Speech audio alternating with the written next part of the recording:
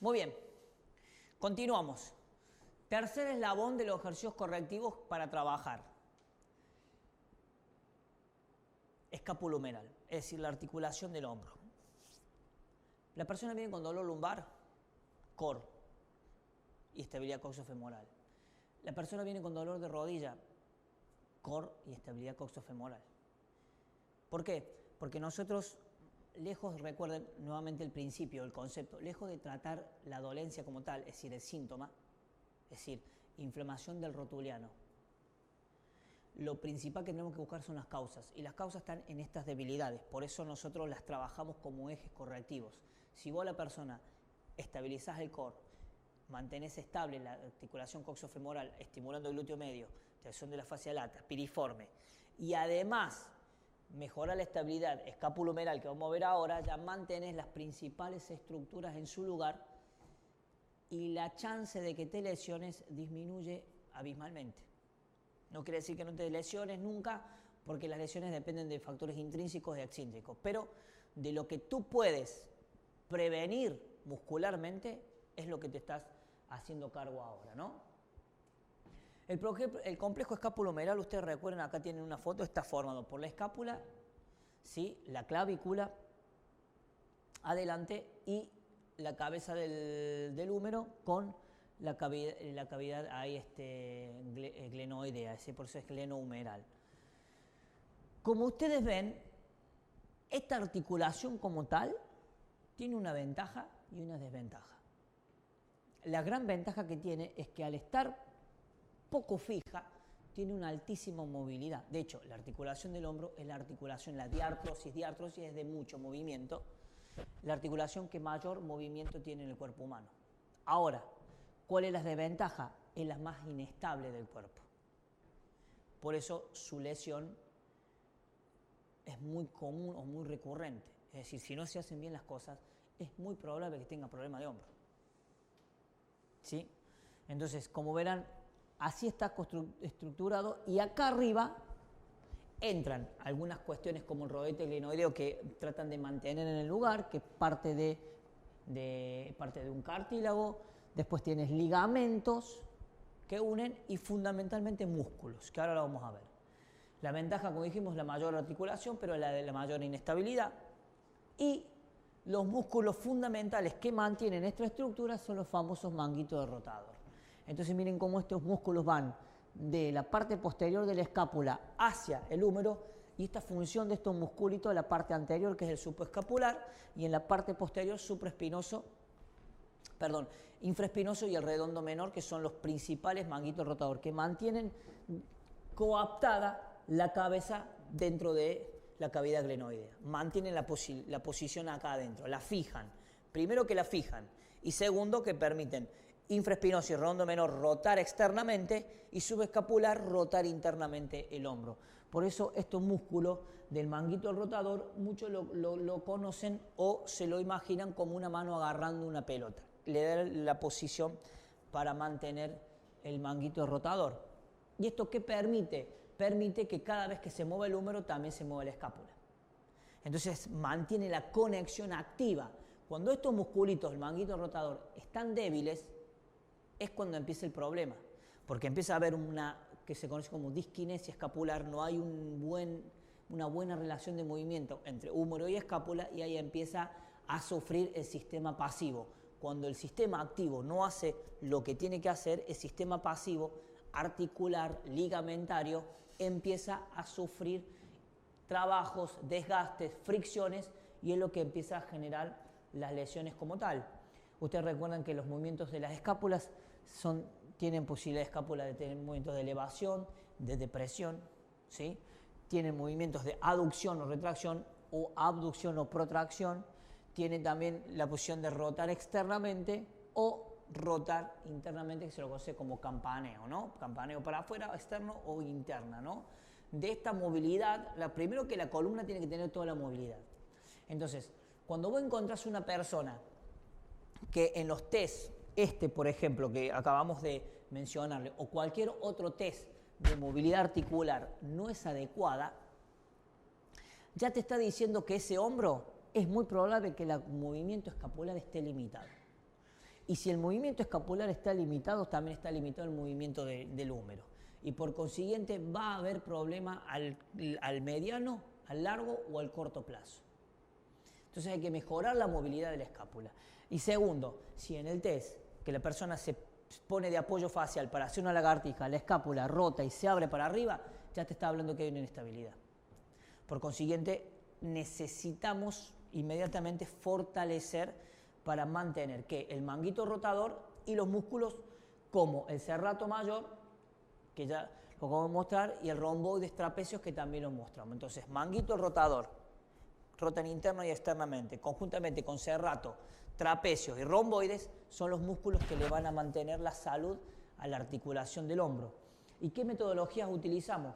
Primero, por supuesto, estiramiento del complejo articular. Este tipo de estiramientos conjuntamente con el tríceps, este tipo de estiramientos para los rotadores y también para el rotador externo, es decir, fijas el hombro y generas el estiramiento. ¿Sí?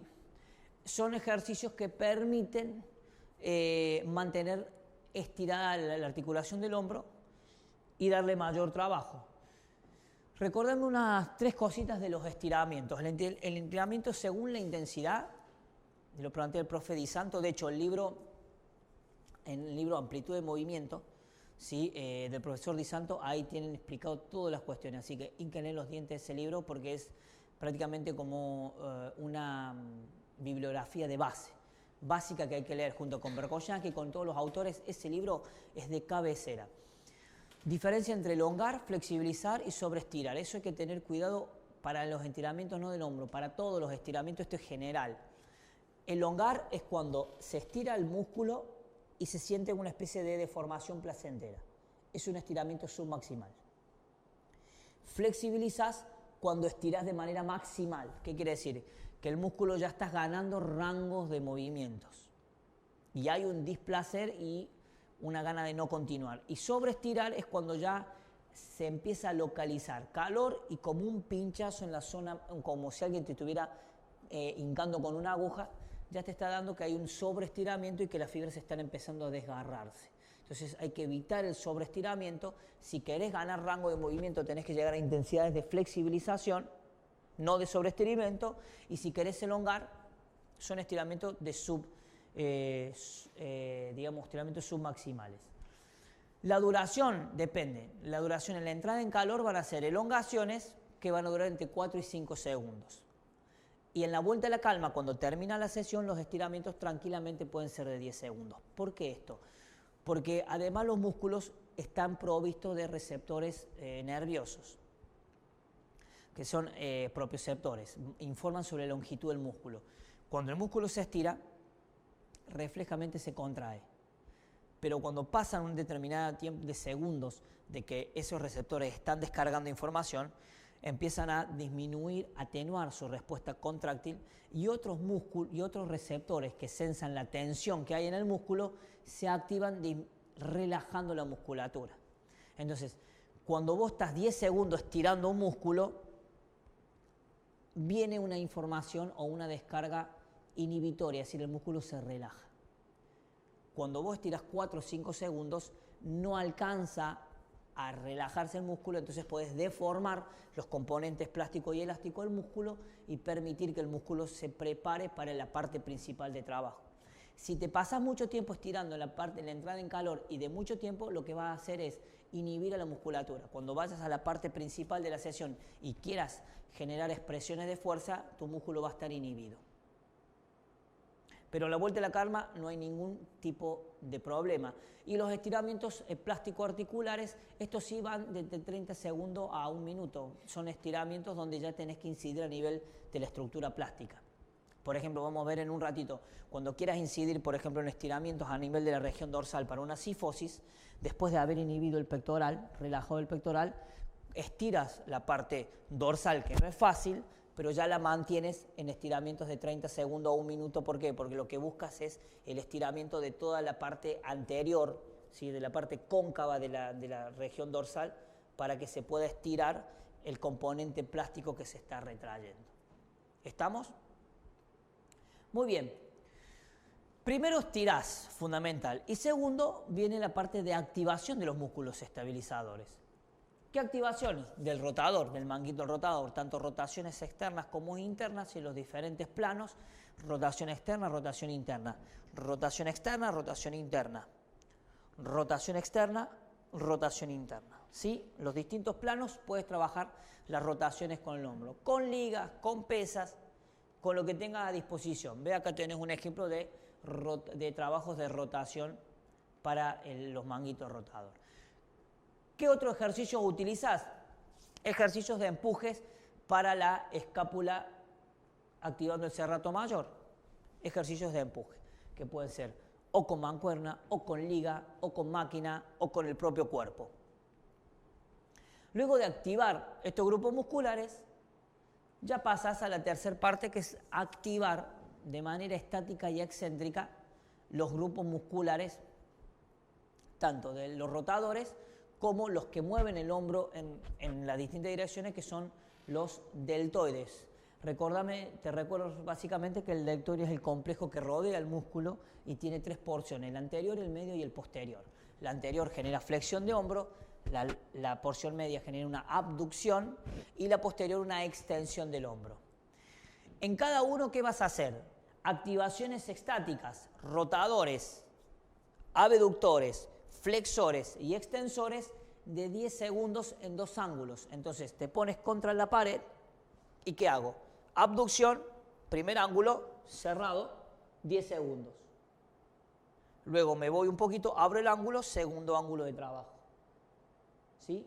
Siempre en lugares que no moleste, entonces aumento la activación estática del grupo muscular, aumento la fuerza estática del grupo muscular. Para el extensor lo mismo, para el flexor exactamente lo mismo. Dos ángulos, 10 segundos de trabajo estático. 10 series de 10 segundos, suficiente para cada músculo, dos ángulos. Luego, ¿qué viene? Las activaciones excéntricas, es decir, el trabajo excéntrico. Es decir, si tienes una polea, le ayudas al compañero o el mismo sujeto, hace fuerza a la concéntrica y deja que la polea baje lo excéntrico.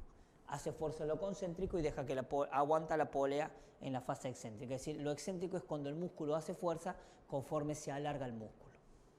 Concéntrico es cuando el músculo se acorta y excéntrico es cuando se hace fuerza mientras el músculo se alarga. Lo que hay que quitarle es el trabajo concéntrico y darle el trabajo excéntrico. Para luego después sí, concéntrico y excéntrico como para cuando el hombro ya está lo suficientemente bien. Pero así es por lo general como arrancamos cuando hay algún dolor de tendinitis o demás. Flexibilizamos, trabajamos la estabilidad y luego los trabajos estáticos y luego excéntricos de ese grupo muscular. Resumiendo, la tercera eslabón importante de la estabilidad es la estabilidad escapulohumeral. ¿Y de qué depende? De los músculos que mantienen la escápula pegada a la pared costal, que son el serrato, que dijimos que lo vamos a entrenar con empujes o protracciones, trapecios y romboides, retracciones, ¿sí? Y el manguito de rotador, con rotaciones internas y externas del hombro. A su vez, después vamos a activar los músculos que mueven el hombro, ¿sí? Lo abducen, lo flexionan y lo extienden, que es el complejo del deltoides. De manera dinámica, hasta que la escápula nuevamente vuelva a tener su movimiento relativo conforme al húmero, de manera adecuada, que esa disquinesia vaya desapareciendo, lo vamos a activar de manera estática. ¿Por qué? Porque muchas veces los hombros, pasando los 90 grados, empiezan los problemas de hombro o los dolores por la inestabilidad. ¿Sí? Entonces, o por la inflamación de la bursa, o por la inflamación del supraespinoso, por lo que sea. Entonces, empezamos con rangos cortos, ángulos pequeños, para darle fuerza al deltoides, para luego pasar a lo excéntrico, porque el trabajo excéntrico lo que hace es romper fibras, renovar todas las fibras, sobre todo en la transición de entre el vientre y el tendón muscular. Entonces, nos ayuda a acelerar la recuperación de, por ejemplo, los procesos de tendinitis. Entonces, por eso usamos estático primero o isométrico, lo van a encontrar en la literatura, y luego trabajo excéntrico, para dejar como último recurso, cuando ya no haya dolores, la parte concéntrica, como es la que se ve en un gimnasio, la persona haciendo el hombro. Esto es lo último que hacemos en una persona que tiene un dolor o vemos una inestabilidad en la escápula en la evaluación inicial.